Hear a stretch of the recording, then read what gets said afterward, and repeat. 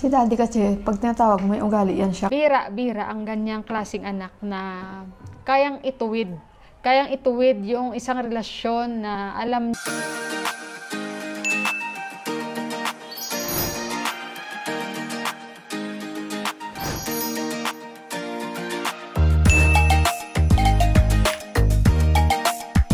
Good morning!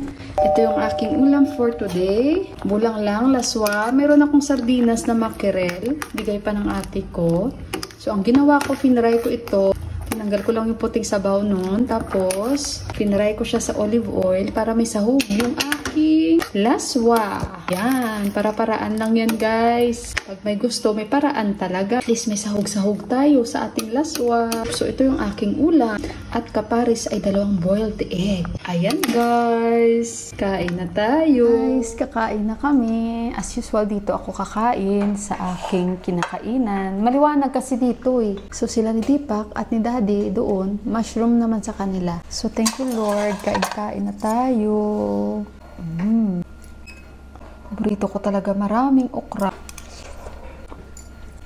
Pabili na naman ako ng fish kay Deepak. Ayaw kong kumain ng mushroom. So, ito na lang. Daddy, where? Si Daddy kasi, pag tinatawag mo, may ugali yan siya. Kaya natatawa si Ama sa kanya.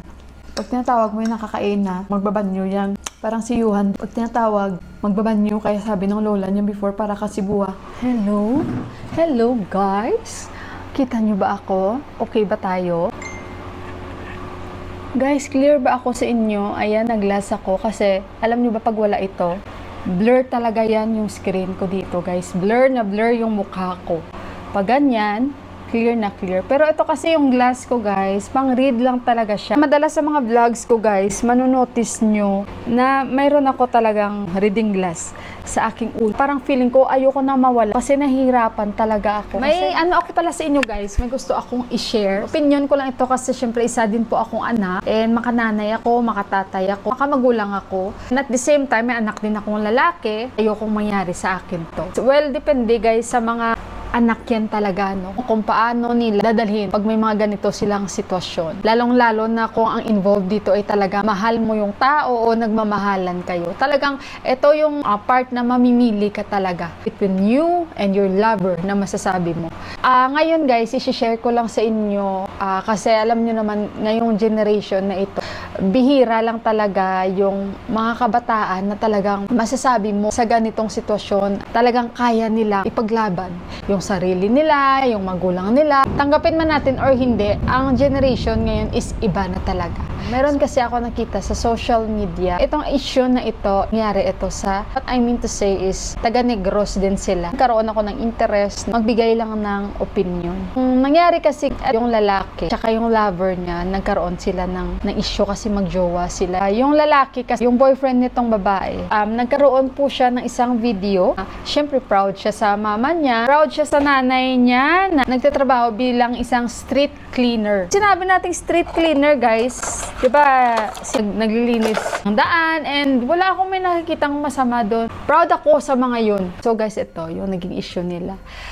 Magjo-duty na yung nanay ng lalaki, naka-ID siya and bit-bit niya na yung walis at dustpan. So syempre, proud siya sa nanay niya and ayun, kinukuha na niya ng video dahil magjo-duty na, tinutukso niya yun or nilalambing niya yung nanay niya. Post ito yung lalaki dahil syempre proud siya sa mama niya na street cleaner and ito yung trabaho, ganito, ganyan. And sa hindi inaasahan, syempre yung pag-post niya, wala naman siguro siyang intention. Dahil syempre, kahit sino naman, diba, magiging proud ka kahit siguro anong klaseng trabaho ng magulang mo. Ngayon, nung pinost na nito ng lalaki, sa hindi niya rin inaasahan, yung kanyang girlfriend nag-message sa kanya na kung pwede, tanggalin niya yung post na yun. Dahil may image daw siyang pinag-iingatan. So, syempre, sa lalaki, mahirap din yung ganun, ano, kasi parang agad siyang ginudge ng kanyang taong minamahal and ang taong nagmamahal sa kanya. Plus, ang taong nagpalaki sa kanya, ang taong nagdala sa kanya for 9 months, nagpakain sa kanya, nag-alaga sa kanya, ginudge din Yung parang nagdugtong-dugtong na, guys. So ngayon, ang ginawa ng lalaki, syempre nasaktan siya dahil unang-una nanay niya yon. And proud siya bakit niya pinost ang video na yon. Nasaktan lalo siya dahil syempre yung tao na minamahal niya, ginudge siya and ginudge yung kanyang nanay. Kailangan niyang i-take down ang video na yon dahil nga sa pinag-iingatan image ang kanyang girlfriend. So ngayon, dahil nasaktan si Boy, agad naman siyang naglabas ng kanyang hinanakit sa kanyang social media. So ito guys, yung kanyang pinost. Awareness message, hello to everybody. I hope everyone is doing well. Finally, I posted this up to show my thanks for my mother's efforts and sacrifices on my behalf. I'm going to repost this to make sure that everyone is aware that no matter what, no one should ever ashamed, belittle, or insult your mother's effort to support you. I changed the post privacy setting to only me after knowing that someone is embarrassed by my mama's work, street cleaner, and that I should delete my post so that no one can see our way of life or my mom's work as a result of her carrying an image in her place. My disappointed life experiences made me realize that no matter how bad people made me look like, my mom will always be there to love me unconditionally, even though the person is blindly love, dishonor your career for the sake of her image. I'm very sorry, Mama. I should have taken action as soon as I became aware of the issue at hand. But I was blinded by love and I didn't know how fortunate I am to have you as my mother. Don't let anyone, not even the important person in your life, makes fun of everything your mother sacrificed to support you. So ayun guys, no, kung kayo kaya sa kalagayan niya, 'di ba? Oh, yung kuryente namin ayan na ulit. Medyo na-touch ako sa kanya kasi bihira kasi yung mga anak na talagang kaya nilang ipaglaban. Alam nyo yun na binabastos na yung katauhan ng magulang nyo is hayaan nyo lang. Bihira na talaga guys sa mundong ito. Binrake up niya yung kanyang girlfriend and nagsorry naman na yung babae kasi siya din yung nagsabi na personally pumunta talaga sila sa bahay ng lalaki dahil gusto niya magsorry sa, syempre sa nanay ng kanyang boyfriend. Na talagang nagsorry siya, buong pusong nagsorry siya sa nangyari. Pero alam niyo naman 'di ba, parang damage has been done. Sobrang nasaktan talaga yung lalaki, yung guy. Pero alam niyo, matapang siya para harapin talaga pa rin yung babae. And matapang siya na ginawa niya na hiwalayan yung kanyang girlfriend. Dahil syempre parang alam niyo yun, red flag na yun, 'di ba? Sa relationship na una pa lang at least mas okay na nakitaan mo na siya ng mas maaga na ganong attitude. Kasi napakahirap yun eh. Pag what if kasal na kayo tapos 'di ba?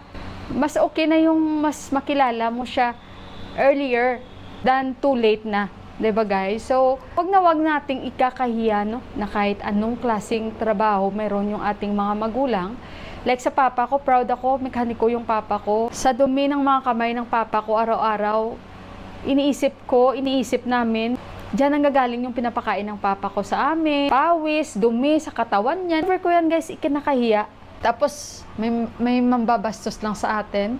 Parang hindi naman ata natin deserve it. And kung talagang mahal niya yung lalaki, tanggapin niya yun. Kahit ano pa buhay meron na lalaki kung talagang mahal mo. Alam niyo naman guys, no, iba-iba talaga tayo. Mali talaga yung ginawa ng babae. And tama yung humingi talaga siya personally ng kapatawaran. Yun lang ang tama na ginawa niya talaga. Pero yung ginudge mo, yung taong mahal mo, at ginudge mo lalo yung taong nagpalaki sa kanya, at nagluwal dito sa mundo para lang, kung wala yan, hindi mo rin makikilala yan eh. So ayun, pinatay ko muna yun kasi parang kumulimlim bigla dahil mag-aano na naman yung ulan, and I think andyan sinira kumuha ng tubig.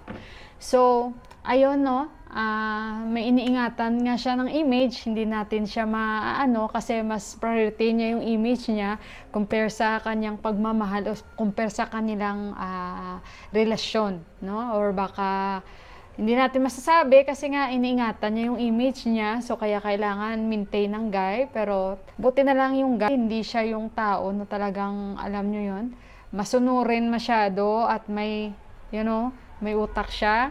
And maganda sa guy, hindi niya priority yung puso niya, priority niya ito. Kaya yan ang maganda sa kanya.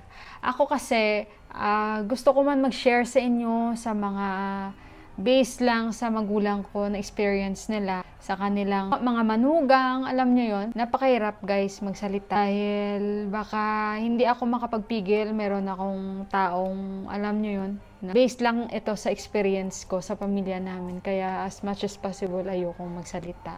Dahil alam na alam ko may masasaktan akong mga tao. Much better, ayan. Ito ay isang lesson, especially sa ganitong generation. And yung iba, bilib pa rin ako dahil palaban talaga, no. Ayun. Sana may mga kapatid din tayong mga palaban din na alam nyo yun guys. Pero bihira din sa mga kapatid natin o kapatid na ipaglalaban talaga kung hindi mabuti yung mga ginagawa ng kanilang mga asawa. Again, based on my experience. And ayun, basta alam na ng mama at papa ko yan kung ano man yan. And yun lang guys. Kasi shinare ko lang kasi ito, related din ito sa na-experience ko. Hindi dito sa Nepal, sa Pilipinas, I mean. Noon pa. So, but anyway guys, lahat naman tayo tumatanda. Nasa huli ang pagsisisi. Pero, ayun, sana lang. And basta yun lang guys.